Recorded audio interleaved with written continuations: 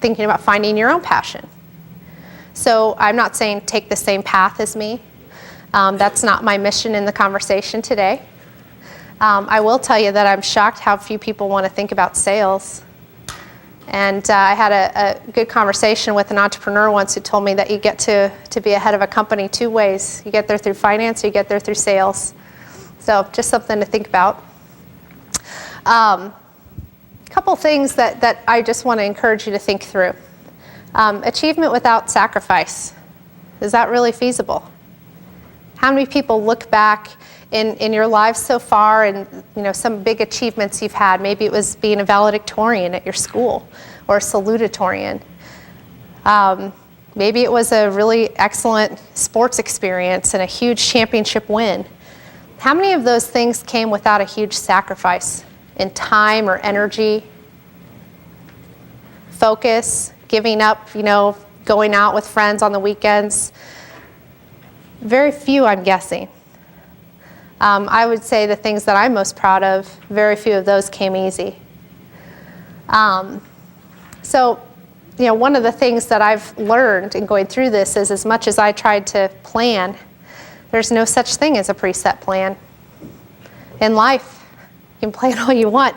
At the end of the day, things are going to change. And so as you're preparing to look at new opportunities and exploring some of those opportunities, try to have a pretty open mind about it. That as much as I feel like this first step is going to be defining of my entire future career, you really can still write your own ticket at any moment. And that one choice, the first thing is get into something where you can learn and be heads up enough to want to learn something from it. So taking that job in inside sales, and now I'm extremely passionate about it, and I'm so thankful that I got out of my own way long enough to do that. I also, in the first couple weeks of that job, thought, what am I going to get out of this? Let me look at this in terms of where the potential is. What am I going to learn from this that I'm going to challenge myself to learn from it so I can take it on my ideal path? I can use it to get me down my ideal path. Work hard and take the high road wherever you are. The other thing that I find shocking at times, working with some folks coming out of school from a variety of different schools, and Megan, is not an example of this. I think she's a phenomenal example of what I would ideally like to have in a new college grad.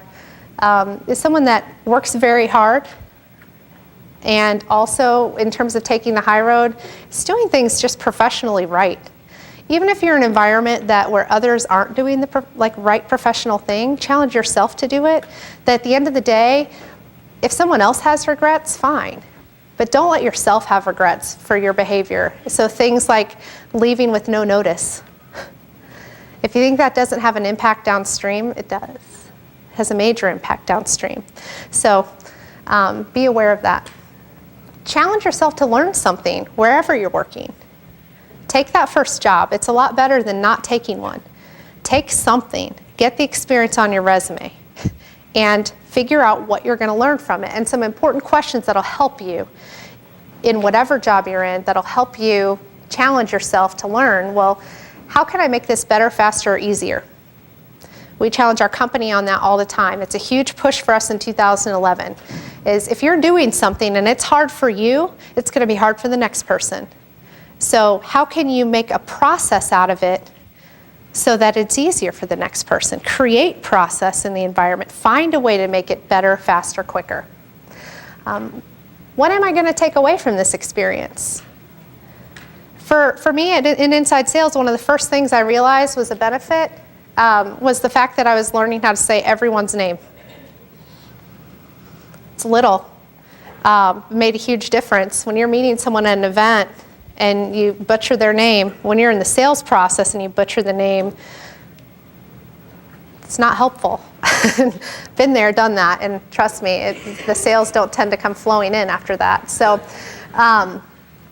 that was just one simple thing. Also, the fact that I was calling across all these industries and all these different revenue range companies, that I could go into any company environment and I could be listening to a business conversation and I could understand exactly what company they were talking about and exactly what they do and how much they make. Are they a big company? Are they a small company? Just those little things made a tremendous difference. What am I learning from those around me? That can be good and bad. You know, I had a gal I coached. I did share that, and we didn't have the most successful team in the world, but I did coach volleyball in my first job, and so I would come in at 6:45 so I could leave by 4 to go to my coaching job.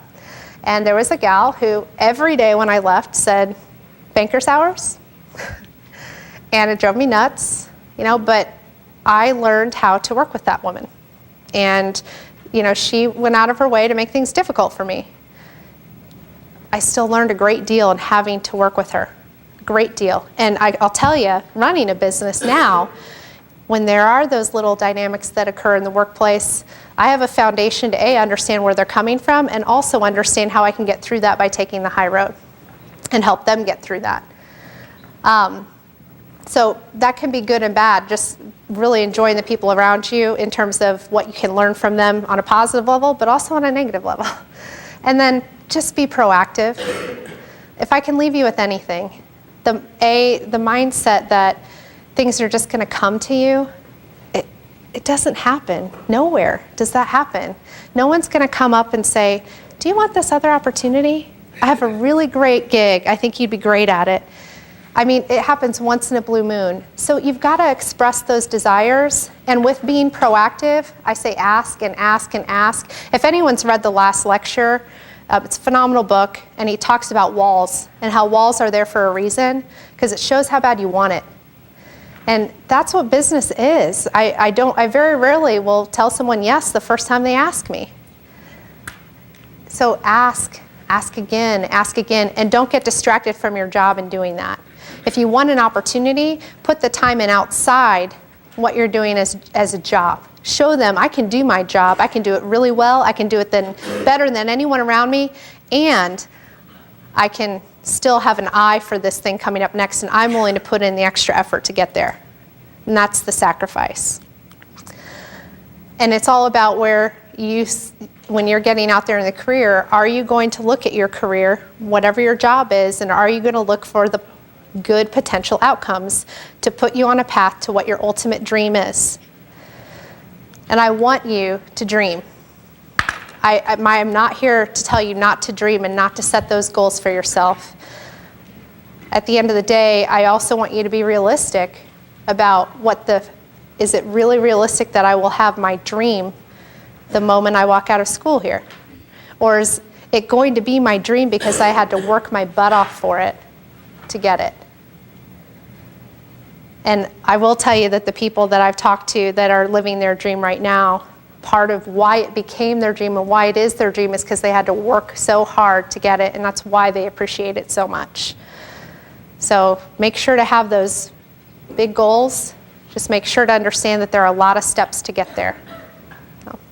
I will also mention that, just as a little plug, we are planning to bring on a summer intern. So if anyone is interested, please let us know. There are a couple instructions up there. You can either go to LeadJen's website, or you can contact Jen Burdess and make sure to put in the subject line, LeadJen Summer Internship. So, thank you. Any questions?